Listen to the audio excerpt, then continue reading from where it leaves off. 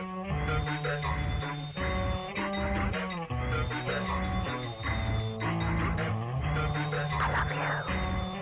body tells me it's time, but my ego tells me I can still go. From a flamboyant lucha libre fighter to a pandrongynous plastic surgery project, Marie Losier's cinema brings us a candid, affectionate and unconventional view of fantastic characters. The director joins us in the studio to tell us more about filmmaking at the margins. Marie Losier, hello. Hello. Welcome to the show. Thanks for having me. Now, your latest film, Cassandra the Exotico, premiered at the Cannes Film Festival to great acclaim. It is ostensibly a documentary portrait of Cassandra, a Mexican-American wrestler who has been described as the liberace of lucha libre. Can you explain what an exotico is? In lucha libre, which is like the most famous and popular sport in Mexico, there are the lucha libre wrestlers who have a mask to wrestle, and they have an identity with a name that they construct, they invent. And the exoticos are the openly homosexual wrestlers in lucha libre who don't have a mask. And Cassandra is one of them, one of the first one to openly claim his homosexuality, and being an incredible wrestler and performer. He has glitters and beautiful hair and beautiful diamonds in his costume. So that's the opposition between exoticos and lucha libre wrestlers. And he is very, very charismatic. Let's take a look at Cassandra the Exotico. Wrestling is like a religion in Mexico. Where every Sunday after we go to mass, we went to lucha libre. So I loved it. And then of course, me being gay, I loved the men. I was so intrigued with them with their licras and their masks and their bodies. I was like, ooh, la la. As we say in French, merde, it means break your leg. No, we don't say break a leg. No? Lucha libre. Say good luck.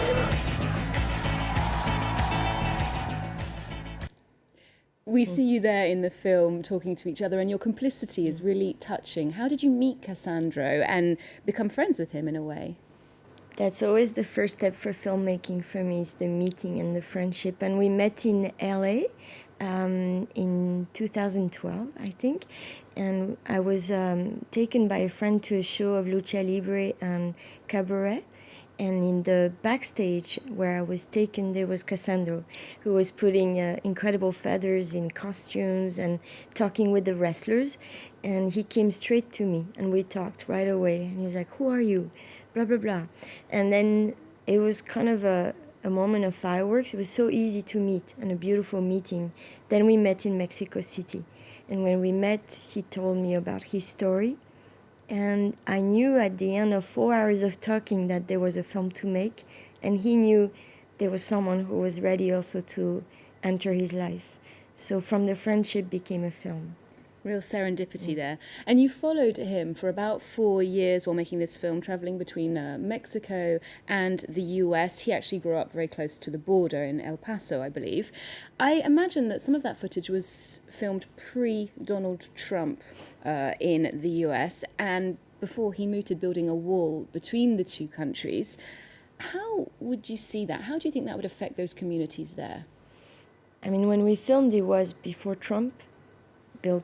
There was already a wall, because there's already a barbed wire, and we see it in the film.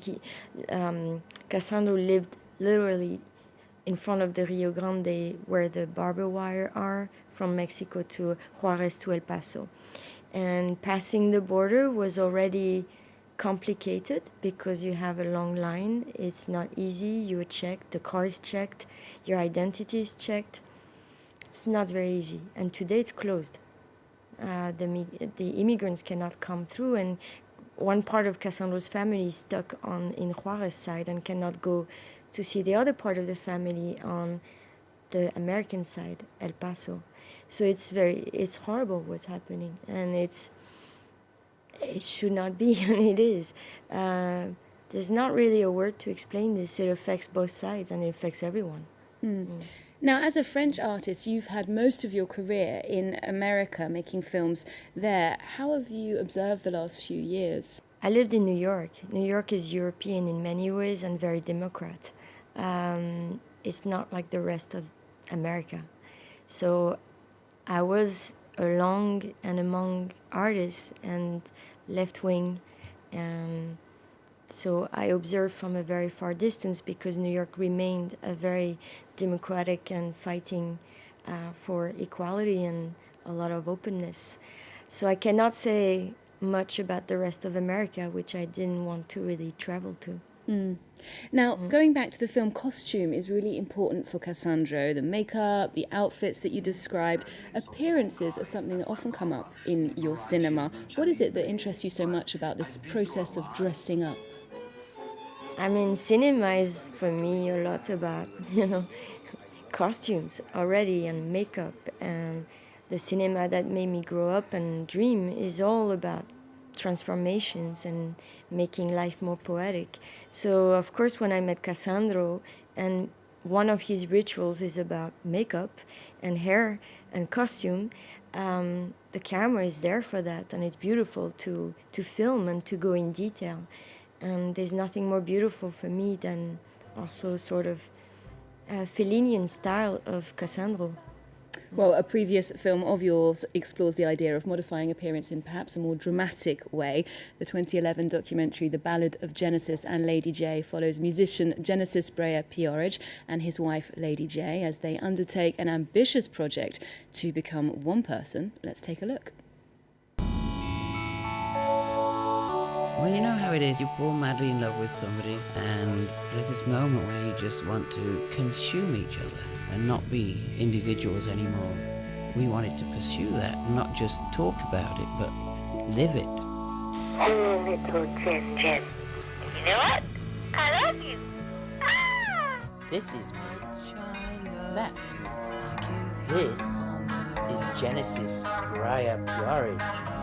And she has no idea what she is.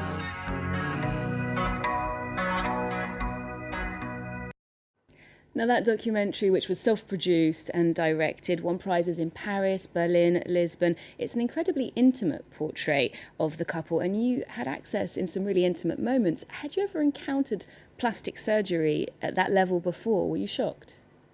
No, and I didn't see the plastic surgery part of it. I mean, really what I saw and what I entered was a love story. And like the Cassandro, it's also an encounters with friendships and deep understanding about the level of humanity between them. And I think what attracts me between those two people is mostly the freedom that they breathe. And even if they're outcasts of society, what's really important for me is that they just live fully the freedom of their body and the freedom of their being and their art. And I think plastic surgery did not interest me. What interested me was them and their art project. Now, your work's often been associated with LGBT cinema due to the issues of gender, identity and sexuality that you explore often. Here in France, the musician Christine, or Chris of Christine and the Queens, was accused of exploiting a trend in her music for this so-called gender issues being considered fashionable at the moment. Do you think the recent spotlight on those sort of questions is useful or perhaps harmful because queer issues could be dismissed as just a fashion?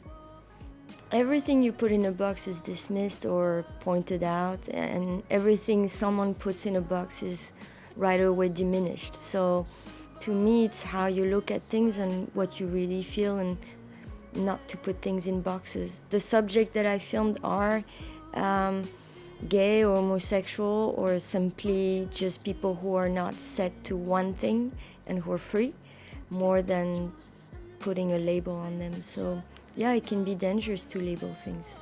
Indeed, and we've seen a rise of homophobia, both in political discourse and in physical acts as well. What do you think that's down to?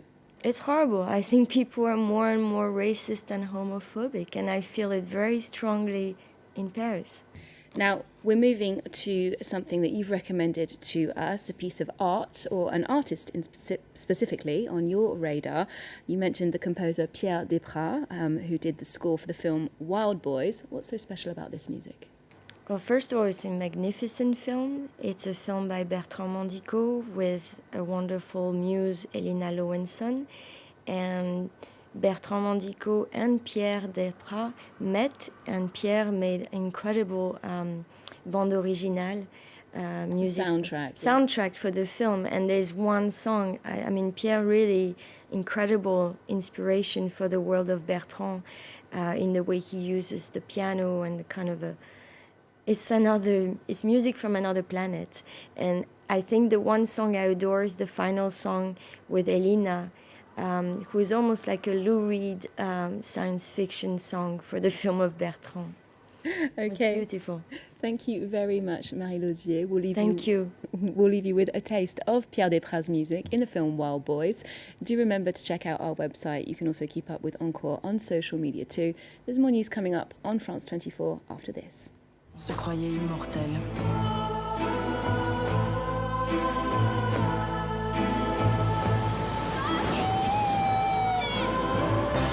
C'était comme une hallucination prémonitoire. La plus belle des hallucinations. La plus belle des hallucinations.